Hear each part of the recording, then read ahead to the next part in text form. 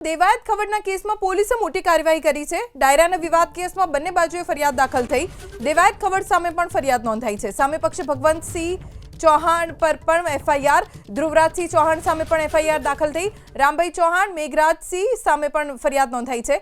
દેવાયત ખવડે અને 4 અજાણ્યા શખ્સો વિરુદ્ધ પણ ફરિયાદ નોંધાવી। હજી સુધી દેવાયત ખવડની ગાડીનો કોઈ પત્તો નથી લાગ્યો। દેવાયત ખવડ જેમના એક જ દિવસે 2 ડાયરા હતા, એક ડાયરામાં તેઓ હાજર રહ્યા, બીજા ડાયરામાં હાજર ન રહ્યા, એટલે દેવાયત ખવડની ગાડી ઉપર હુમલો કરવામાં આવ્યો હતો, જેને લઈને બંને બાજુએ ફરિયાદ દાખલ થઈ છે।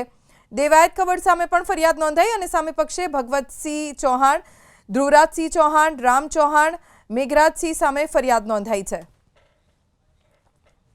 દેવાયત ખવડ જેમના એક જ દિવસે 2 ડાયરા હતા, એક ડાયરામાં તેઓ હાજર રહ્યા, બીજા ડાયરામાં હાજર ન રહ્યા, એટલે દેવાયત ખવડની ગાડી ઉપર હુમલો કરવામાં આવ્યો હતો, જેને લઈને બંને બાજુએ ફરિયાદ દાખલ થઈ છે।